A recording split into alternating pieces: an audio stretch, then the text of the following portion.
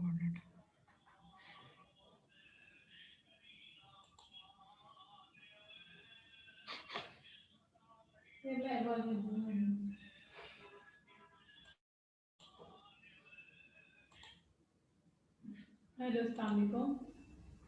जी students, एक तो ensure कर दें कि अभी मैं लेक्चर कंटिन्यू करूंगी। काइंडली मुझे ये श्योर कर दें कि आप लोगों को मेरी आवाज़ क्लियरली आ रही है, नेटवर्क का कोई इशू तो नहीं है। एक मिनट होल्ड कीजिए, 1 मिनट होल्ड। कोई एक स्टूडेंट मुझे अनम्यूट करके मुझे बता दें कि आवाज़ आ रही है प्रॉपरली। मैम आवाज आ रही है, मैम आवाज आ रही है आपकी। ओके। Yes ma'am. और अभी मैं शेयर करी हूँ स्क्रीन, ये मुझे बता दें कि ये आप लोगों को आ रहा है नजर स्क्रीन जो मैंने शेयर की है अभी। यस मैम, स्क्रीन शेयर होगी। Yes ma'am. Okay okay. अच्छा, आज हम लोग डिस्कस करेंगे स्टेडी स्टेट एरर्स को। अच्छा, स्टेडी स्टेट एरर जब हम लोगों ने बिल्कुल स्टार्ट में ये स्टेबिलिटी वाला चैप्टर स्टार्ट किया था तो मैंने आप लोगों को बताया था कि जो कंप्लीट सिस्टम रिस्पॉन्स है that is the sum of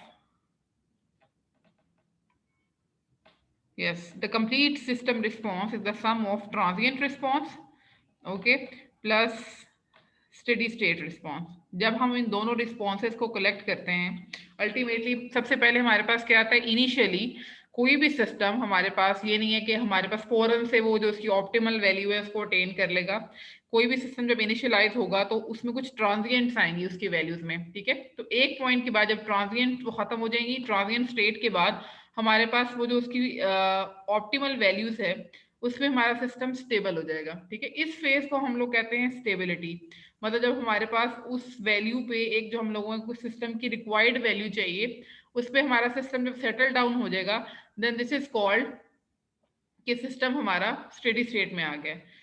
तो ये वाला जो आपके पास एक कांस्टेंट लाइन है it shows the steady state response of the system.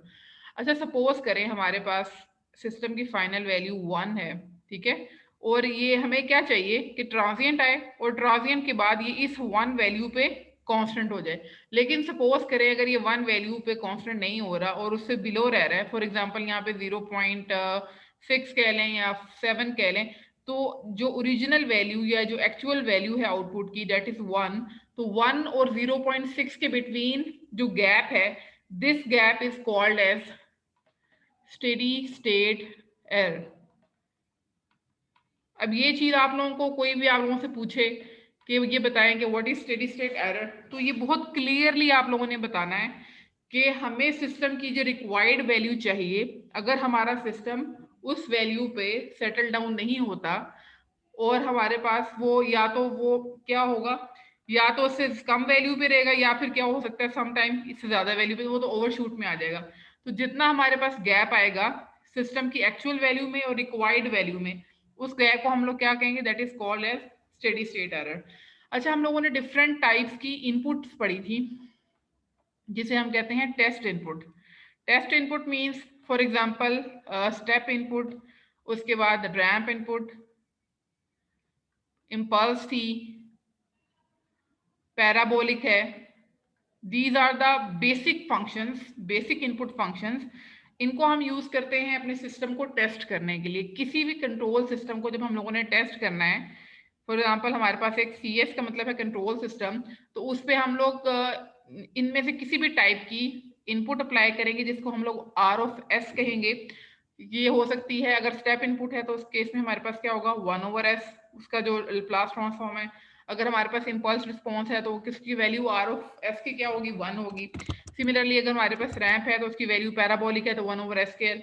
अब ये डिफरेंट टाइप्स की हम लोग सिस्टम पे इनपुट अप्लाई करते हैं और इसको इम्प्लीमेंट करने के बाद हम इस सिस्टम का रिस्पॉन्स देखते हैं कि सिस्टम का रिस्पॉन्स कैसा आ रहा है, ठीक है। इस इनपुट को अप्लाई किया, इसको किया, और फिर हम लोग क्या करते हैं इसमें कंपैरेटिव एनालिसिस करते हैं। कंपैरेटिव एनालिसिस का क्या मतलब है कि फॉर एग्जांपल अगर स्टेप इनपुट अप्लाई की, अगर इम्पल्स इनपुट अप्लाई की, अगर हम लोगों ने यहाँ पे रैंप इनपुट अप्लाई की एक ही सिस्टम पे, तो हम लोगों ने देखना है कि इन तीनों डिफरेंट टाइप की इनपुट को अप्लाई करने से हमारे सिस्टम के रिस्पॉन्स या उसकी परफॉर्मेंस एनालिसिस कैसा आ रहा है। फॉर एग्जाम्पल इसमें स्टेडी स्टेट एरर आ ही नहीं रहा, लेकिन जैसे ही हम लोगों ने इम्पल्स अप्लाई की उसमें हमारे पास स्टेडी स्टेट एरर की वैल्यू 1 आ गई, इसमें हमारे पास इन्फिनिटी आ गई। इसका मतलब ये है कि जब हम इनपुट अप्लाई करेंगे डिफरेंट टाइप की, तो उससे क्या होगा, उससे हमारे सिस्टम की परफॉर्मेंस एनालिसिस कर सकते हैं। जो चीज हम लोगों ने इस टॉपिक में स्टडी कर रही है, फर्स्ट ऑफ ऑल हमें ये पता होना चाहिए कि what is steady state error, ठीक है। दूसरी चीज हमें ये पता होनी चाहिए कि फॉर एग्जांपल अगर एक सिस्टम है और उसका जीओफएस तो सेम है और उस पर हम लोग डिफरेंट इनपुट अप्लाई कर रहे हैं, डिफरेंट इनपुट अप्लाई करने के बाद लेकिन किसी में स्टेडी स्टेट एरर 0 आ रहा है, किसी में इन्फिनिटी आ रहा है, किसी में 1 आ रहा है, मतलब डिफरेंट वैल्यू आ रही है, तो ये क्यों आ रही होती है, इसका एनालिसिस करेंगे। लेकिन अभी स्टार्ट जो हम लोग करेंगे वो डिफरेंट प्रोपोर्शनल कंट्रोलर से करेंगे। तो फर्स्ट ऑफ ऑल इस चीज को माइंड में रखना है, जो मेन पॉइंट है इस लेक्चर का, कि हमारे पास जो सिस्टम का रिस्पॉन्स है, it is the collective combination of transient response and steady state response. And very clearly what is steady state error, कि जो हमारे पास एक्चुअल वैल्यू चाहिए हमें, लेकिन जो आ रही है रिक्वायर्ड और एक्चुअल के बिटवीन जो गैप है, जो डिफरेंस है, that is called as steady state error. और हमारा जो मेन मकसद है, हमारा जो आइडियल सिस्टम है वो क्या कैसा होगा, जिसमें हमारे पास कोई भी स्टेडी स्टेट एरर ना आ रहा हो, मींस कि जीरो स्टेडी स्टेट एरर हो।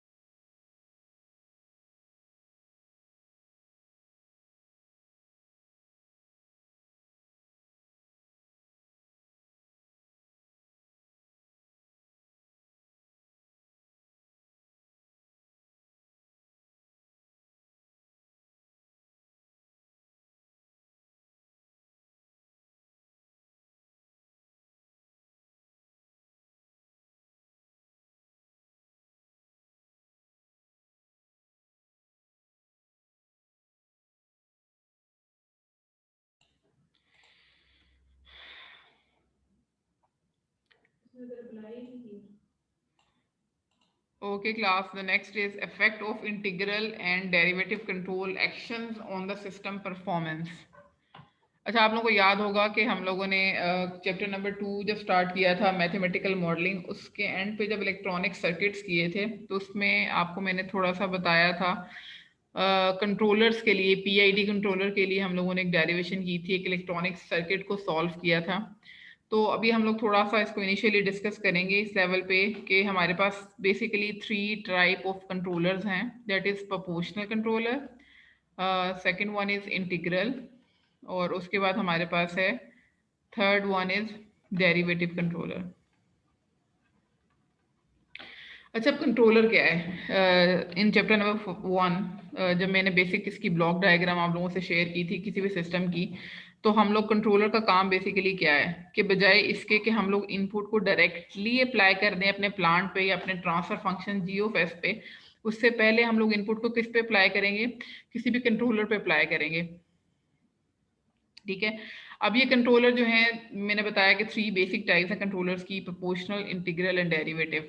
इनको या तो हम लोग सेपरेटली यूज कर सकते हैं, प्रोपोर्शनल को अलग से, इंटीग्रल डेरिवेटिव, या हम इनको कॉम्बिनेशन में के प्रोपोर्शनल इंटीग्रल यूज कर लें या प्रोपोर्शनल डेरिवेटिव यूज कर लें। और फाइनली इन तीनों को जब इकट्ठा करेंगे तो इनके बहुत सारे एडवांटेजेस को मर्ज करके हम लोग यूज कर सकते हैं, that is called as the PID controller. अब क्या होता है कि हमारे पास अगर यहाँ पे कंट्रोलर है, कंट्रोलर के बाद यहाँ पर हमारे पास है इसका transfer function that is G of S plus negative R of S, ठीक है। और यहाँ से हमारे पास आ रही है फीडबैक आ रही है, ठीक है। अब हमारे पास जो एरर सिग्नल है, error signal basically it is the difference between, what is the error signal? Error signal basically it is the difference between output and input. E of S किसके इक्वल होता है, ये देखें, अगर हम लोग इसको भी देखें यहाँ पे, तो यहाँ पर C of R of S, sorry C of S नहीं है, R of S minus C of S, R of S, क्योंकि आर ऑफ एस यहाँ पे हमारे पास पॉजिटिव है और सी ऑफ एस हमारे पास नेगेटिव है, मतलब इनपुट और आउटपुट इन दोनों के दरमियान जो डिफरेंस है that is called as error signal. अब इस एरर सिग्नल को हम अप्लाई कर देते हैं as input to the controller, ठीक है, और कंट्रोलर की एक आउटपुट मिलती है that is called as U T. Suppose करें हम इसको यू टी से एक्सप्रेस कर रहे हैं कंट्रोलर की आउटपुट को, इसको हम लोग मैनिपुलेटेड आउटपुट भी कहते हैं या फिर सिंपली कंट्रोलर आउटपुट भी कह सकते हैं, ठीक है। ये आप लोगों ने बहुत शुरू में डिफरेंट, जब हम लोगों ने इसकी डेफिनेशंस पढ़ी थी तो स्टार्ट विद हम लोगों ने इसमें मैनिपुलेटेड वेरिएबल और इसको भी देखा था। इसका मतलब है कि कंट्रोलर की जो इनपुट है उस पर ये एरर जा रहा है और उसकी जो आउटपुट है दैट इज यू टी। अब ये जो आउटपुट होगी दैट इज कंट्रोल्ड आउटपुट। अब इस आउटपुट को हम लोगों ने अल्टीमेटली किस पे अप्लाई करना है, प्लांट पे, मतलब इसके के बजाय डायरेक्टली हम लोग प्लांट पे अपने इनपुट को अप्लाई कर दें, उसको हम लोग सबसे पहले क्या करेंगे, एक तो एरर सिग्नल को अप्लाई करेंगे कंट्रोलर पे, और कंट्रोलर की जो आउटपुट है उसको फर्दर अप्लाई करेंगे as a input to the plant. तो एरर सिग्नल बेसिकली क्या है, that is the difference between input signal and output. अच्छा, अब देखना ये है कि what is the effect of proportional controller. अगर हम लोग इस कंट्रोलर की जगह पे, जो भी मैंने ब्लॉक डायग्राम उसमें कंट्रोलर लिखा, अगर उसमें हम लोग कंट्रोलर की जगह प्रोपोर्शनल कंट्रोल को यूज करेंगे तो उस प्रोपोर्शनल कंट्रोल को यूज करने से हमारे पास सिस्टम की परफॉर्मेंस पे क्या इफेक्ट आएगा, ठीक है। तो प्रोपोर्शनल कंट्रोलर के वर्ड से पता चल रहा है कि प्रोपोर्शनली, डायरेक्टली प्रोपोर्शनल कुछ चीजें इंक्रीज हो रही है, मतलब ये कि हमारे पास इस कंट्रोलर को अगर हमें एक्सप्रेस करना है तो सिर्फ हम एक कांस्टेंट से एक्सप्रेस कर सकते हैं। इसका मतलब ये है कि जो इसकी इनपुट आ रही है इस प्रोपोर्शनल कंट्रोलर की, समटाइम इसमें सबस्क्रिप्ट पी यूज करते हैं जो कि ये शो कर रहा है कि ये हमारे पास क्या है, that is the proportional control. इसकी इनपुट हमारे पास क्या है, ई ऑफ टी, जो कि एरर सिग्नल है, और उसकी जो आउटपुट है वो किसके इक्वल, वो है यू ऑफ टी। इसका मतलब ये है कि अल्टीमेटली क्या होगा कि ये इसका ट्रांसफर फंक्शन हमारे पास क्या है कि जस्ट एक कांस्टेंट केपी, वो केपी मल्टीप्लाई होगा इस एरर सिग्नल से, और इसकी जो आउटपुट होगी वो हमारे पास क्या होगी, यूटी। इसका मतलब है कि अगर हम लोग इस कांस्टेंट की वैल्यू को चेंज करते जाएं, फॉर एग्जांपल अगर पहले हमारे पास केपी की वैल्यू 1 है, उसके बाद हम लोग केपी की वैल्यू को 2 कर दें, उसके बाद हम लोग केपी की वैल्यू को 3 कर दें, उसके बाद हमारे पास केपी की वैल्यू को 4 कर दें, फॉर एग्जांपल अगर हमारे पास एरर ऐसे आ रहा है, ये एक एरर सिग्नल है। अब जब ये केपी से मल्टीप्लाई हो और केपी की वैल्यू 2 हो तो इसका मतलब ये है कि क्योंकि ये केपी के साथ मल्टीप्लाई हो रहा है, इसका मतलब ये है कि सिग्नल थोड़ा इनहैंस हो जाएगा, मतलब इसका एम्पलीट्यूड इंक्रीज हो जाएगा, ठीक है। अगर केपी की वैल्यू 3 होगी तो ये उससे भी ज्यादा इसकी वैल्यू हो जाएगी, ठीक है। अगर केपी की वैल्यू 4 है तो ये और ज्यादा वैल्यू देगा। इसका मतलब ये है कि जैसे जैसे हम लोग केपी की वैल्यू इंक्रीज करते जाएंगे तो साथ, क्योंकि वो केपी मल्टीप्लाई हो रहा है एरर के साथ, तो एरर भी एम्पलीफाई होना शुरू हो जाएगा। तो हमारे पास जो डिसएडवांटेज है प्रोपोर्शनल कंट्रोल में वो क्या है कि हमारे पास एरर भी एम्पलीफाई हो रहा है with the increasing of gain. जो प्रोपोर्शनल कंट्रोलर का गेन है दैट इज के पी, उसको इंक्रीज करने, ऑब्वियसली जब गेन इंक्रीज करेंगे तो सिस्टम का जो रिस्पॉन्स है वो तो फास्ट हो जाएगा, लेकिन उसके साथ साथ हमारे पास क्या इसका डिसएडवांटेज है कि इसमें एरर जो होगा वो भी प्रोपोर्शनली इंक्रीज हो रहा है। प्रोपोर्शनली जैसे जैसे हम कंट्रोलर की वैल्यू को, उसके गेन को बढ़ाते जा रहे हैं, ये चीज याद रखनी है। K P basically it is called as the proportional controller gain. जैसे जैसे हम इसकी वैल्यू को इंक्रीज करते जाएंगे वैसे वैसे हमारा सिस्टम का एरर भी ज्यादा होता जाएगा। जब सिस्टम में एरर होगा तो ऑब्वियसली सिस्टम में एरर ज्यादा होगा, तो हमारे पास कभी भी स्टेडी स्टेट एरर जो होगा वो जीरो नहीं होगा। तो बेसिकली हम लोगों ने, एक तो मैंने आप लोगों को बता दिया थ्योरेटिकल बात कि प्रोपोर्शनल कंट्रोलर में हमारे पास क्या होगा कि अगर फॉर एग्जांपल ये देखो, अगर एरर सिग्नल है ना, एरर और यूटी जो उसकी आउटपुट है इनमें भी एक प्रोपोर्शनल रिलेशनशिप है। अगर आप ये देखें कि अगर ये डिक्रीजिंग है तो ये भी सिमिलर पोर्शन में डिक्रीज हो रहा है। उसके बाद अगर ये भी यहाँ पे नेगेटिव पीक आ रही है, यहाँ पे भी आ रही है। अब ये देखें कि जैसे ही एरर जीरो हो रहा है साथ में उस कंट्रोलर की आउटपुट भी जीरो हो रही है, ठीक है, क्योंकि ई टी यहाँ पे इनपुट है और यू ऑफ टी यहाँ पे आउटपुट है। इसका मतलब ये भी है कि अगर हमारे पास फॉर एग्जाम्पल इसमें एरर को जीरो कर भी देते हैं ना, तो साथ ही प्रोपोर्शनल रिलेशनशिप में इसका आउटपुट भी, हमारे पास कंट्रोलर का आउटपुट, वो उसकी वैल्यू भी क्या आ जाएगी, जीरो आ जाएगी। तो जब कंट्रोलर की आउटपुट यहाँ पे जीरो आ जाएगी तो ऑब्वियसली प्लांट को तो कोई भी इनपुट प्रोवाइड नहीं हो सकेगी। तो ये हमारे पास क्या है, ये एक और डिसएडवांटेज है। एक तो इसका एरर प्रोपोर्शनली इंक्रीज कर रहा है गेन को इंक्रीज करने के साथ साथ। दूसरा हमारे पास क्या है कि अगर इसमें हमारे एरर को जीरो कर देते हैं, उसके इनपुट पे जीरो कर देते हैं, तो साथ ही प्रोपोर्शनली उसका आउटपुट भी जीरो हो जाएगा। मतलब आउटपुट पे, कंट्रोलर की आउटपुट पे कोई भी वैल्यू नहीं आ रही होगी। ठीक है, ये दो तीन पॉइंट्स हैं with respect to the proportional controller, इनको आप लोगों ने नोट कर लेना है। अच्छा, अब इसकी हम लोग मैथमेटिकल एनालिसिस करेंगे इसी बात को प्रूव करने के लिए कि हमारे पास इसमें कोई ना कोई स्टेडी स्टेट एरर रहता है। कैसे रहता है इस चीज को भी प्रूव करते हैं। अच्छा, अभी अगर अगर पीछे देखें हम लोग, ये वाली ब्लॉक डायग्राम को दोबारा से यहाँ पे मैं ड्रॉ कर लेती हूँ। अच्छा, इसको भी जरा गौर से देखना है क्योंकि हमारे पास आगे तकरीबन इसी तरह के सारे ट्रांसफर फंक्शन और थोड़ा सा मैथमेटिकल एनालिसिस आएगा, तो इन चीज़ों से आप लोगों ने बोर नहीं होना।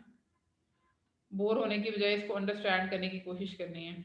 अच्छा, फॉर एग्जांपल यहाँ पे आर एस है इनपुट, और यहाँ पे हमने अप्लाई किया एक प्रोपोर्शनल कंट्रोलर जिसका गेन हमारे पास के है, और यहाँ पे एक प्लांट है जिसका ट्रांसफर फंक्शन हमारे पास 1/TS+1 है, और यहाँ से हमारे पास एक फीडबैक सिग्नल आ रहा है, और ये हमारे पास सॉरी यहाँ पे, और यहाँ पे हमारे पास एक आ रहा है एरर सिग्नल ई। अच्छा, अब हम लोगों ने कुछ इक्वेशन निकालनी है। अब नॉर्मली अगर ये रिलेशनशिप देखें ना तो इससे आप लोग कंफ्यूज हो सकते हैं। इसको मैं थोड़ा सा एक्सप्लेन करूंगी यहाँ पे, तो आप लोगों ने इस लेक्चर के अकॉर्डिंगली इसको थोड़ा सा आप लोगों ने देख लेना है। हमें पता है कि एरर की वैल्यू क्या होती है, अभी मैंने बताया कि ये किसका डिफरेंस है, R of S minus C of S. अगर हम लोग एरर को विद रिस्पेक्ट टू इनपुट देखें, E of S divided by R of S, तो इसका मतलब ये है कि हम लोग बोथ साइड को आर ऑफ एस से क्या कर सकते हैं, डिवाइड कर सकते हैं। ठीक है, अभी हम लोग पहले हम लोगों ने एरर की इक्वेशन लिखी, अभी 10 मिनट में ये वो हो जाएगा। अभी इसको फिर दोबारा से स्टार्ट करते हैं। टाइम आउट, अभी ये फिर से इसको खत्म करने के लिए मुझे ना, अच्छा अभी मैं क्या बात कर रही थी कि एरर की वैल्यू हमारे पास क्या थी, R of S minus C of S. जब हम लोग देखेंगे एरर को with respect to input E of S divided by R of S, तो इसका मतलब ये है कि इस इक्वेशन को भी हमें आर ऑफ एस से डिवाइड करना पड़ेगा, सी ऑफ एस। अच्छा, ये क्या आ गया, आर ऑफ एस। अब इंडिविजुअली इसको थोड़ा सा इस तरह से मॉडिफाई कर लें, R of S minus C of S divided by R of S. तो ये क्या आ गया, 1 minus C of S divided by R of S. ठीक है, अच्छा, E of S R of S is equal to आ गया 1 minus C of S divided by R of S. अच्छा, अब आगे इस रिलेशनशिप को कैसे सॉल्व करना है, हमें पता है, आप लोगों को याद होगा कि क्लोज लूप कंट्रोल सिस्टम की जो फंक्शन होता है ना, ये होता है C of S divided by R of S, और इसकी क्या वैल्यू होती है, ये होता है जी ऑफ एस। इसका फॉर्मूला 1 प्लस, क्योंकि ये नेगेटिव फीडबैक में इसलिए यहाँ पे प्लस लिखेंगे, 1 plus G of S H of S. अब यहाँ पे हमारे पास जो एच ऑफ एस है बेसिकली एक यूनिटी फीडबैक है, इसलिए हम लोग लिख लेंगे G of S divided by 1 plus G of S. ठीक है, इसका मतलब ये है कि अब इस इक्वेशन में वैल्यू पुट कर लेंगे 1 minus G of S divided by 1 plus G of S. ठीक है, अब इसको जरा सॉल्व करें 1 प्लस जी ऑफ एस। अब यहाँ पे सॉल्व करना पड़ेगा, ये एक प्रॉब्लम है कि 1 प्लस जी ऑफ एस, इसमें एलसीएम आ जाएगा तो यहाँ पे आ जाएगा 1 plus G of S minus G of S, ये कट डाउन हो जाएगा। तो अल्टीमेटली हमारे पास रिमेनिंग फैक्टर क्या आ जाएगा 1 प्लस जी ऑफ एस। तो अगर आप लोग बुक में देखेंगे ना तो डायरेक्टली उन्होंने ये रिलेशनशिप लिख दिया है कि 1 minus C of S divided by R of S is equal to 1 over 1 plus G of S. तो ये बहुत ही कंफ्यूजिंग है। अगर कुछ लोग सिर्फ स्लाइड्स को देखेंगे कि जी स्लाइड्स लें और उसमें से हम लोग याद कर लें तो उसमें से समझ नहीं आएगा कि ये डायरेक्टली इस फंक्शन की इक्वल कैसे आ गया, अनलेस और अनटिल जब तक आप लोग ये जो लोग रिकॉर्डेड लेक्चर जिनके पास होगा और उसको सुनेंगे तो उसमें ये सारी डेरिवेशन मैंने आप लोगों को करके बता दी है। ई ऑफ एस बेसिकली किसके इक्वल है, R of S minus C of S with respect to R of S लेंगे।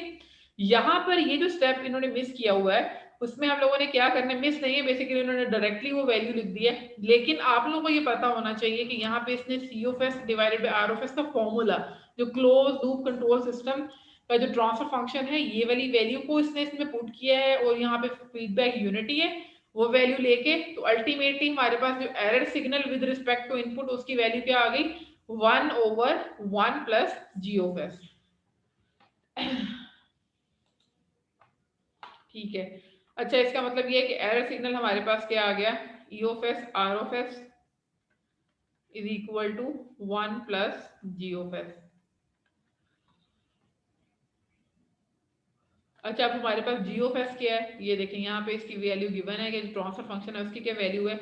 यहाँ पे हम लोग कर लेते हैं हम ई ऑफ एस, यहाँ पे हम लोग उसकी वैल्यू लिख लेते हैं वो किसके इक्वल है 1 प्लस के ओवर टी एस प्लस 1, ये आर एस। तो जब इसको सॉल्व करेंगे तो ये हमारे पास आ जाएगा उसकी प्लस वैल्यू को E S over R S, ये चीज ऊपर चली जाएगी टी एस प्लस 1 और यहाँ पर हमारे पास आ जाएगा टी एस प्लस 1 प्लस के। ठीक है, ये चीज आ जाएगी हमारे पास। अब इसमें हम लोगों ने इनपुट देखनी है, फॉर एग्जांपल अब हम यहाँ पे अपनी स्टेप इनपुट की बात करेंगे। देखो यहाँ पे हमारे पास अगर आर ऑफ एस की वैल्यू हम लोग 1 ओवर एस पुट कर देते तो क्या होगा, E of S is equal to T S plus 1 T S plus 1 plus K. हमेशा याद रखें कभी भी मैथमेटिकल सब्जेक्ट्स की ना सिर्फ स्लाइड्स देखने से लेक्चर जो है ना वो कवर नहीं होता। अगर आपके पास थियोरेटिकल सब्जेक्ट है तो वो तो स्लाइड्स कहीं ना कहीं वो बेनिफिशियल, लेकिन ये कि आपको क्वेश्चंस के लिए मिल जाएंगे कि जिस स्लाइड्स के में कौन कौन से क्वेश्चन हैं उनको हम लोग गो थ्रू करें, लेकिन उसकी कंप्लीट अंडरस्टैंडिंग के लिए आप लोगों के पास ये रिकॉर्डेड लेक्चर होना जरूरी है। अच्छा अब आर ऑफ एस को इस साइड पे मल्टीप्लाई कर दिया तो ये आ गया टी एस प्लस 1, क्योंकि अब हमारे पास आर ऑफ एस की वैल्यू क्या है 1 ओवर एस। ठीक है, अब ये चीज आ गई। अब इसमें से हम लोगों ने निकालना है स्टेडी स्टेट एरर। तो हमेशा याद रखें स्टेडी स्टेट एरर निकालने का फॉर्मूला लाप्लास ट्रांसफॉर्म में ये है और अगर टाइम डोमेन की बात करेंगे तो ये है। क्योंकि हम लोग यहाँ पे ई ऑफ एस लाप्लास ट्रांसफॉर्म में फाइंड आउट कर रहे हैं इसलिए हमें स्टेडी स्टेट एरर कैसे निकालना है, सॉरी यहाँ पे ई एस एस क्या आ गया, लिमिट एस अप्रोचेस टू 0 और यहाँ पर हम लोग फॉर्मूले में एस तो ऑलरेडी है और ई एस की वैल्यू को पुट कर देंगे, क्या वैल्यू है T S plus 1 T S plus 1 plus के और यहाँ पर आर ऑफ एस की वैल्यू जो है 1 ओवर एस है। तो ये वाला एस इस फॉर्मूला के एस से कैंसिल हो जाएगा और अगर हम लोग इसमें एस की अप्रोचेस 0 एस की पावर सॉरी एस की वैल्यू को 0 के इक्वल पुट कर देंगे तो हमारे पास ये भी चीज 0 हो जाएगी और ये भी चीज 0 हो जाएगी। तो अल्टीमेटली हमारे पास जो स्टेडी स्टेट एरर है उसकी वैल्यू क्या आई होगी 1 डिवाइडेड बाय 1 प्लस के। इसका क्या मतलब है, ये जो अल्टीमेटली स्टेडी स्टेट आ रहा है इसका क्या मतलब है कि जब भी हम लोग प्रोपोर्शनल कंट्रोलर को यूज करें और उसकी इनपुट पे स्टेप इनपुट को अप्लाई करें तो स्टेप इनपुट अप्लाई करने से हमारे पास कभी भी स्टेडी स्टेट एरर 0 नहीं होगा।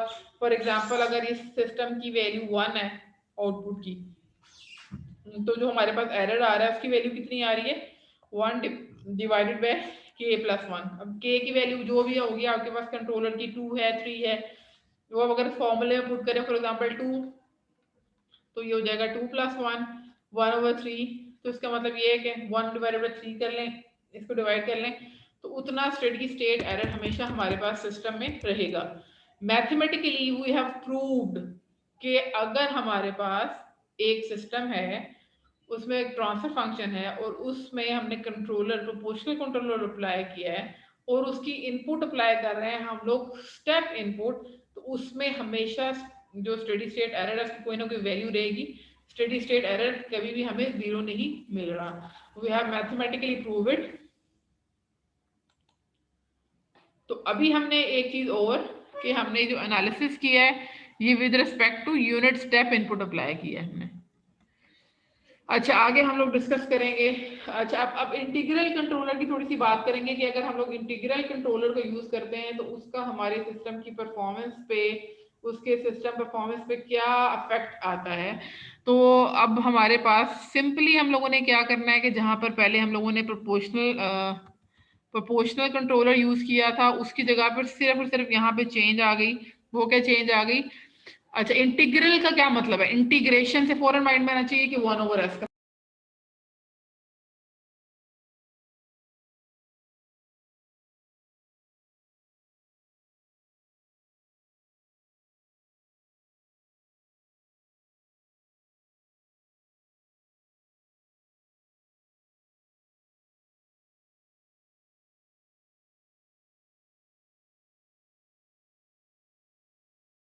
जी क्लास आवाज आ रही है?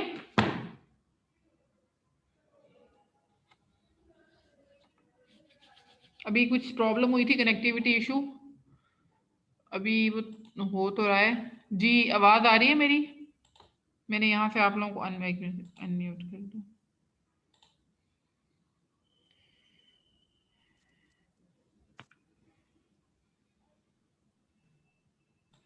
यस मैम, आ रही है। आ रही है, ओके ठीक है। बस अभी ये वैसे भी सेशन एंड होने वाला है, जैसे एंड होता है फिर मैं आपको दोबारा से सेंड करती हूँ लिंक।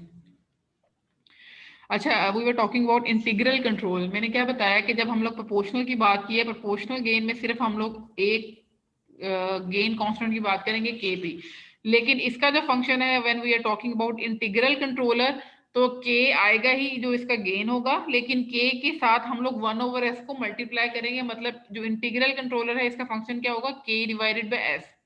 बाकी प्लांट वाला फंक्शन वैसे ही रहेगा, ट्रांसफर फंक्शन 1/ts + 1। अच्छा, अब इसका थोड़ा सा जल्दी से ये देख लेते हैं कि ये हमारे पास